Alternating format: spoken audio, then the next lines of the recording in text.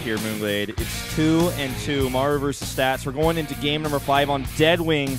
A large map. Spawning positions mean a lot here. They do indeed. Whether it's going to be cross-map or it's going to be vertical spawns, it says a lot about the kind of game we're going to have. Possible parade pushes, possible sort of aggression early on, or a late game that might actually favor Stats, though we are seeing Maru play greedier and greedier. You know, we did get a slight momentum lead here for Stats, but because it's tied up, it's really, really close. This happens very rarely in best of 7s that you get series that are this back and forth. Yeah, really, really close match we have. Both players winning on maps that you would not expect to win them on for their matchup and race. Exactly. All right, map number 5, as mentioned, is Deadwing. It's time to get into it. Maru versus Stats here at the semifinals of the Neighbor Starleague.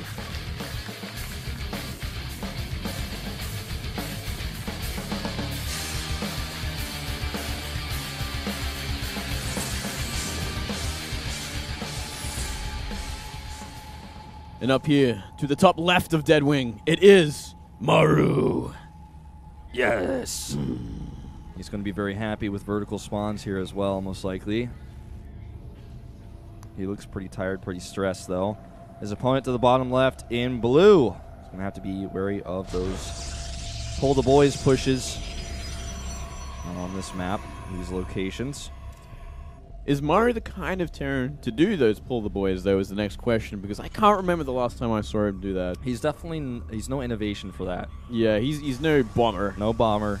No Polt even. Yeah, he definitely likes his own sort of style to this, and we have seen a lot of him going for the greedy sort of style, the CC first.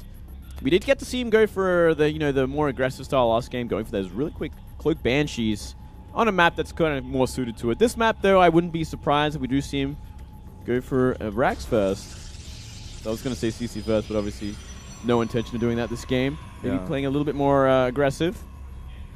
Might be that Reaper opening after all. Reaper into Reactor into Expand sort of opening. Safer. Continuing to shake his hand a lot. May just be nerves. His hands may be cold, you know. Wants to keep those warmed up. Shaking his hands, drinking that whiskey to numb it.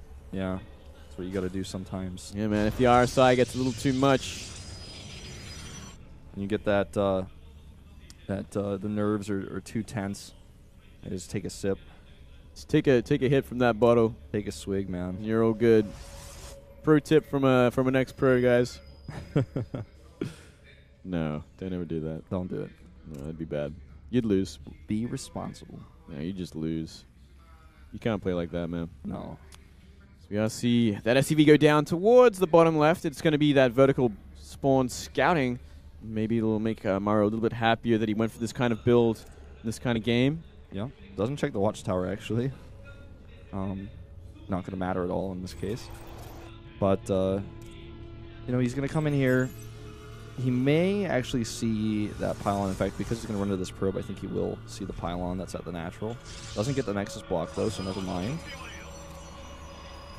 He's going to come in here and see just one pylon in the main base. And it's going to block the gas. We've seen this already from him. This is becoming a standard, a norm in this matchup. Doing what he can, delay it as much as he can. If he gets it out alive as well, it's a good thing. I think he will. Mothership Core won't be able to catch up unless the SCV tries to be sneaky, as we do see. Yeah, he wants to take the top left for the pylon. And actually, it not costs even the going to see SCV's that. life. Yeah, not even going to see it. Reaper staying at home because he's looking for that scouting probe.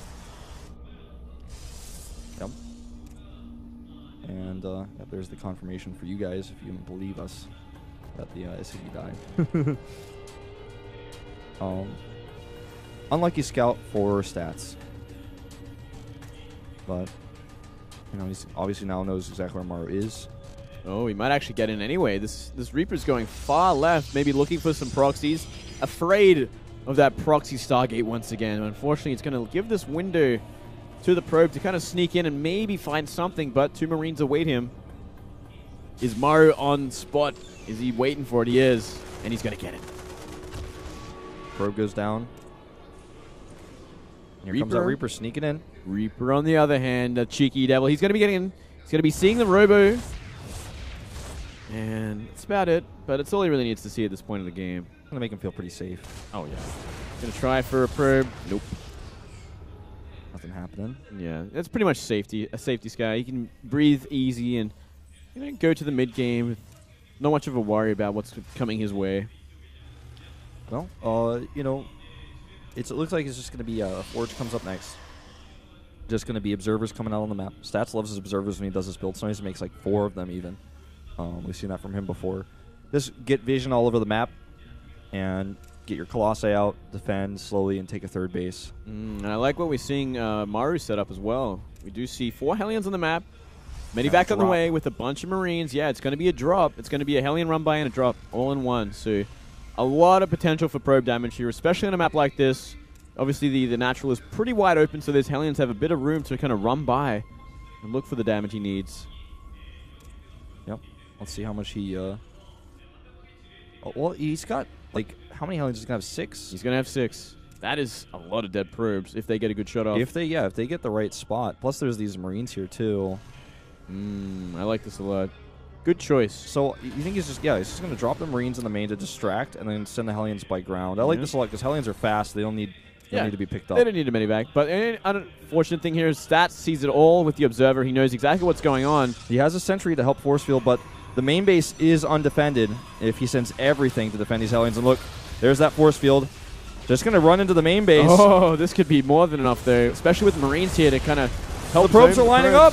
He needs to target. Ugh, he's splitting as well as he can, but this could be a disaster. Oh, as we say, that 13 go down, man. Even more. I think 16, 17, 21. Wow. Oh, boy. It's all he needed. It's all he needed.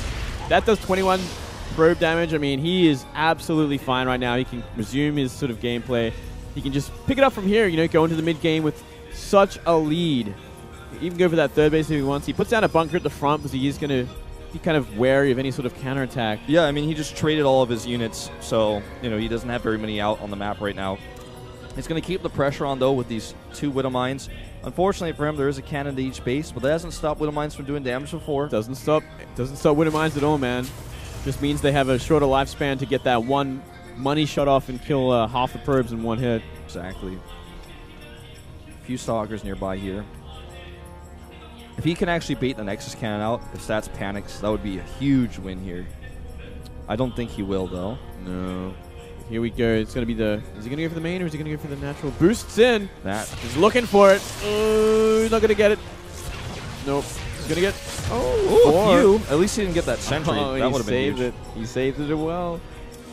Every little bit counts at this point when you've done that much damage.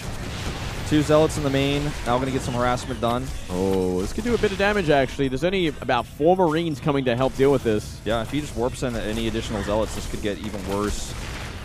Already 3 SCVs killed. And he actually might just want to kill those Marines. He could if he wants. Looks like he just wants to get rid of as many SCVs as he can. Yeah, also pretty big bank for Maru. What? Yeah, wow. Damn. What?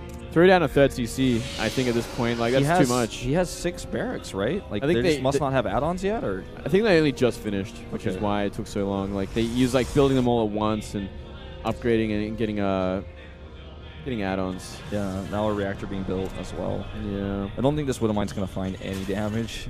No, it's going to get one hit by anything. Even a probe, I believe, will kill it. Observer's there as well.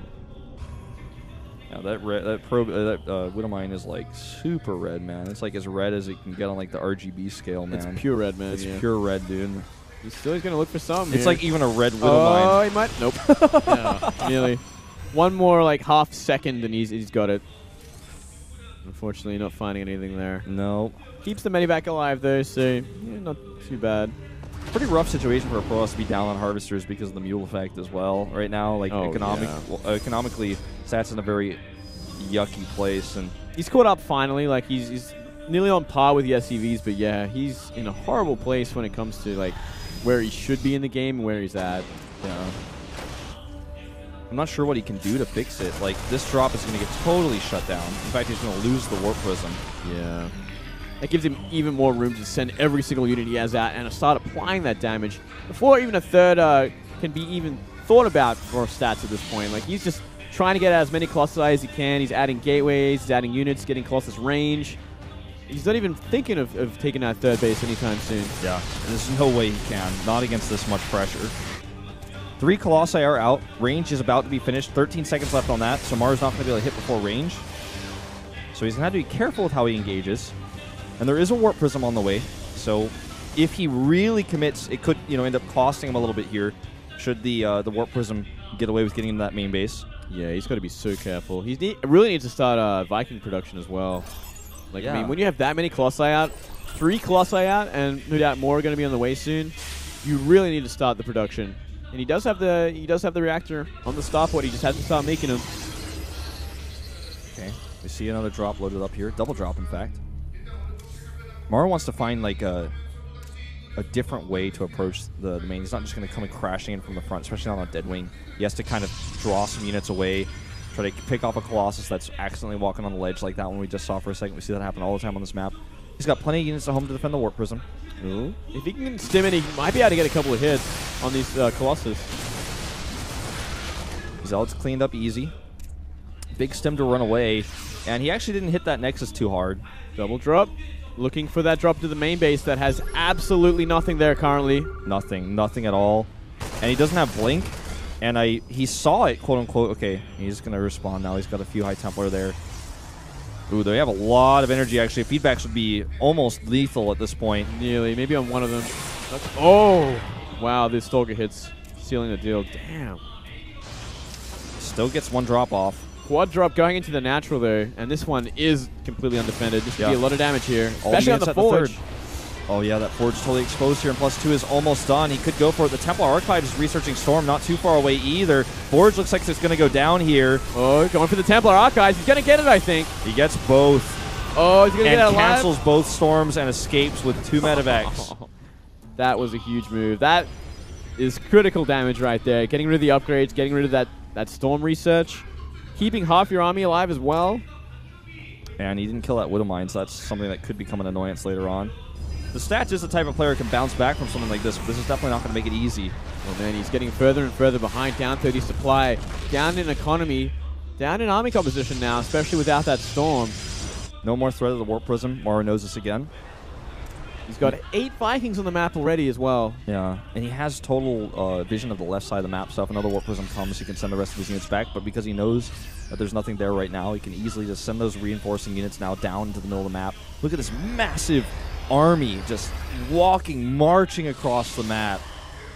Look at that. That's the kill move right there, man. That's the kill move. Look at that. He scans. He sees nothing but Zealots and Colossus. Like, where's your anti-air right now? What are you going to do when I send in my 10 Vikings? Absolutely nothing. You have no 2 storms. Stalkers. No Storms available. In fact, I think he's got a few High Templars. He should probably make it to Archons right now, because that Storm is not going to be ready. That is not going to be ready. He's going to have feedback. And here we go. Big hits on the Colossus. 1 down already. Not even any force fields coming down, which I think is a massive mistake from Stats. Yeah, I think he might just almost have already given up in this game. He doesn't even make those Templar into Archons. Finally gets the feedbacks off, but that was even risky in itself. So it's going to be too little too late. This Nexus is going to go down. The pylon goes down, canceling the Zealot Warpin. GG. Wow. Maru takes the lead. Very convincing game, that one.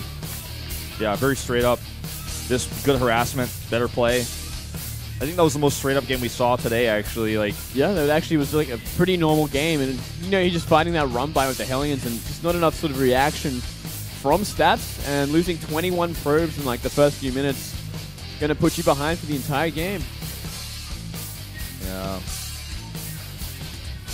Well, Stats getting some words here from his coach. Both coaches, in fact, in the booth. And you can tell how stressed he is. Look at his hand placement here. He's just listening intently. He's got a million things on his mind right now. It's tough to focus on exactly what both coaches are telling him here as he goes into the next game. And I wouldn't want to be in his shoes right now. The map is going to be Foxtrot Labs. Another map he had a great win rate on. 4-5-0. Still, this is no easy task going up against Maru. No, not when it's match point either. The pressure is just mounting on here. Especially with a win like that, the most convincing win of the series yet, I think. Maru's no doubt going to be riding that momentum. Don't forget we have King Sage on Station as the 7th game, if that does come to pass. So that's a good map for Stats, a map he already won today, and a map that really suits his style, as you were saying earlier. So I feel like for Stats, if I was his coach, I'd be like, focus on what we talked about on Foxtrot. You're great on this map. Make it to that 7th game. That's your map anyways. Just stay focused here. Don't get too stressed out. Don't let Maru's momentum roll you over right now. You can do this. Yeah. Stick to the plan. Stick to the plan. Stay strong. It's going to be interesting. Countdown.